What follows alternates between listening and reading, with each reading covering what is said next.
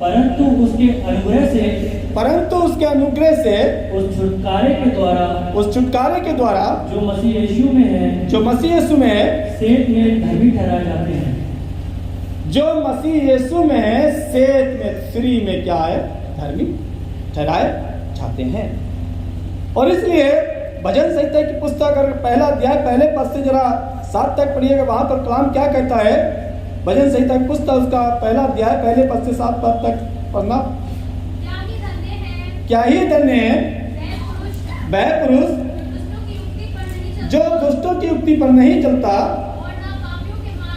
ना ही पापियों के मार्ग में खड़ा होता है, ना ही ठट्टा करने वालों की मंडली में बैठता है, परंतु वह तो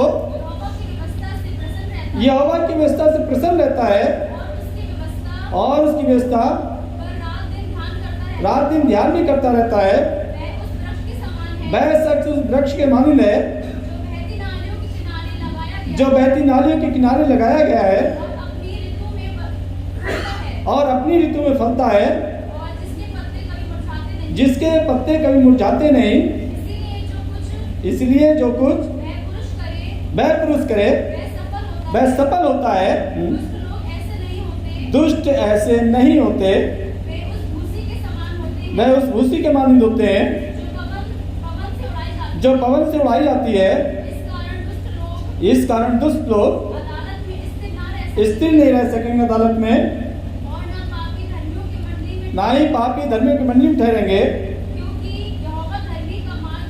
क्योंकि यहोवा धर्मी का मार्ग जानता है,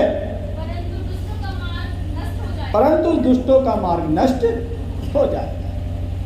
दुष्टों की योजनाएं हैं, कल्पनाएं हैं, प्लानिंग है, जो भी वो योजना बनाते हैं, यानी कि वो सब कुछ नष्ट होगा। लेकिन जो परमेश्वर के भय में रहकर अपने जीवन बसर करेगा उसके सारे काम सफल होंगे, वो आशीष पाएगा, क्योंकि परमेश्वर ने अपने चित्त में उसके तस्वीर को बना के रखा है और उसकी निगाहें उसके ऊपर लगी रहती है।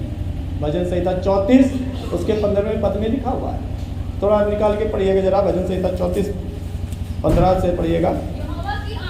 यहोवा की आंखें धर्मियों पर लगी रहती हैं और उसके कान भी उनकी दुआई की ओर लगे रहते हैं। और यहोवा बुराई करने वालों के विमुख रहता है, उसके विपरीत रहता है। और यहाँ पर जो पत्रस हैं वो क्या बताना चाहते हैं कि अतः सबके सब एक मन कृपामय और भाईचारे की प्रीति रखने वाले और करुणामय और नम्र बन। हम नम्र नहीं बनना चाहते, मसीह को नम्र बनना होगा, मसीह के लोगों को नम्र बनना होगा, क्योंकि आपका प्रभु, आपका गुरु जो प्रभुओं का प्रभु है, जो मुझे और आपको अनंत काल के जीवन के देने की सामर्थ्य रखता, पावर रखता है, जब वो नम्र बना तो हमें नम्र बनना पड़ेगा।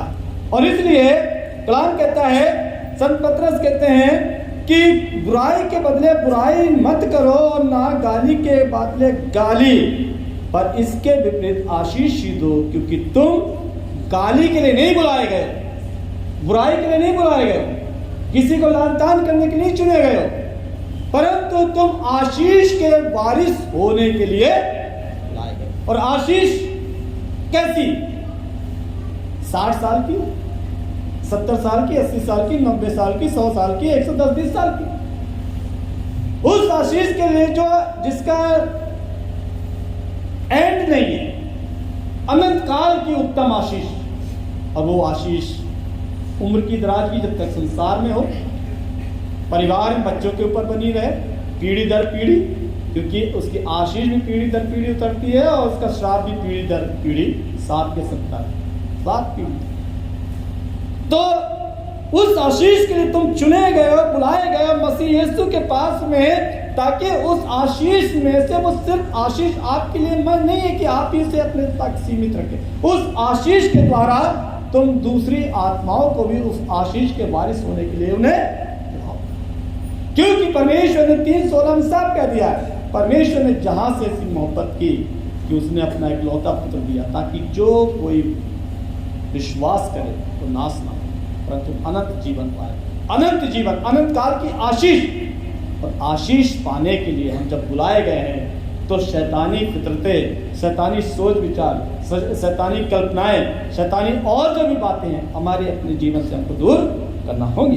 क्योंकि कलाम कहता है तुम आशीष के बारिश होने के लिए बुलाए गए हो, क्योंकि जो कोई जीवन की इच्छा रखता है और अच्छे दिन देखना चाहता है वो अपनी जीभ को बुराई से और अपने होठों को छल की बातों से रोके।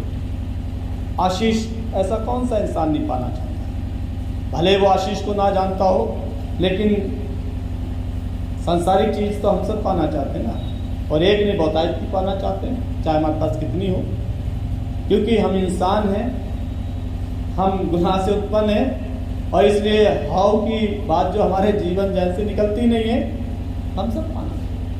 सांसारिक चीजें हम जानते हैं कि एक दिन छूटेंगी, यहीं पे छोड़ के जाना ही होगा, लेकिन उस आत्मिक आशीष के लिए हम अक्सर नहीं होना चाहते, आगे बढ़ना नहीं चाहते हैं। लेकिन परमेश्वर का तो वायदा है, परमेश्वर का कलाम कहता है कि मैं तुम्हें उत्तम आशीष दूंगा बशर्ते कि तुम मेरे कलाम के अनुसार अपने जीवन को बनाने का प्रयत्न करो। और इसलिए वो कहता है बुराई का साथ छोड़ो और भलाई ही करें, वह मेल मिलाप को ढूंढें और उसके यत्न में रहें, क्योंकि प्रभु की आंखें धर्मियों पर लगी रहती हैं और उसके कान भी उनकी दुआई की तरफ लगे रहते हैं। और कलाम कहता है प्रभु बुराई करने वालों के विमुख कहता है। यदि तुम भलाई करने के लिए उत्तेजित रहो, बुराई करने वाला फिर कौन है?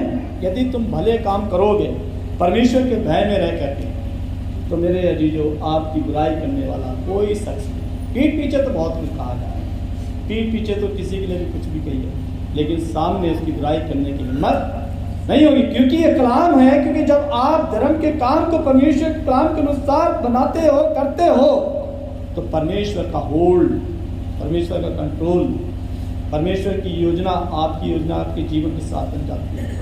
फिर चाहे संसार कुछ भी करता है, क्योंकि हमने उसके बुलाए जाने के अर्थ को पहचाना है। क्योंकि हमें नासवान जीवन नहीं जीना है, परमेश्वर ने हमारे जीवन में, परिवार में ब्लेसिंग देने के लिए हमको बुलाया है। नाम ले करके, हे मेरे बेटे, हे मेरी बेटी, सब मेरे पास आओ, सब मेरे पास आओ, और वो नियामतें, वो आशीषें मुझसे हासिल करो। लेकिन कितने हैं पास्टर के लाख कहने पर भी खुदा के घर में आना नहीं चाहते, अपने परिवार को चर्च में लाना नहीं चाहते, बच्चों को लाना नहीं चाहते, बच्चों को अच्छी शिक्षा देना नहीं चाहते। अब आशीष कैसे मिलेगी? घर बैठे हुए ये आशीष नहीं मिलेगी। घर बैठे हुए आप, हो सकता है आपका काम हो, बिजनेस हो, नौकरी हो, वो तो आप नौकरी करें, बदले मजदूरी मिले। बाइबल कहती मजदूर अपनी मजदूरी का हकदार, वो तो मिल रही है।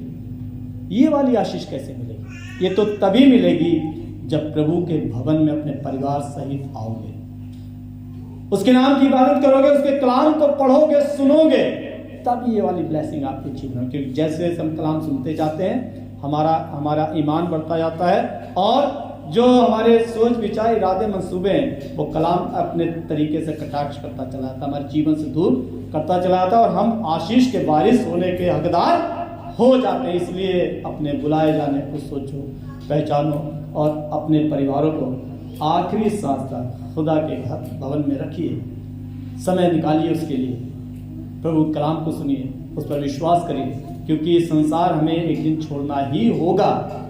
इससे पहले कि हम अंतकाल की आग में जाएं, श्रापित हों, हम प्रभु की नियामतों को सन 2024 में अपने जीवन में पाएं और उसके ध्यान में रखकर अपने जीवन बसर करें। प्रभु आपको आशीष दे, आमीन। लास्ट में हम एक गीत और गाएंगे, इसी गीत के दौरान आज के दान को भी ले लेंगे। गीत नंबर 610 निकालेंगे, बसता क्यों नहीं रे मन मूरख, यीशु नाम सच्चा नाम। जमायत अपने स्थान पर खड़ी हो जाएगी।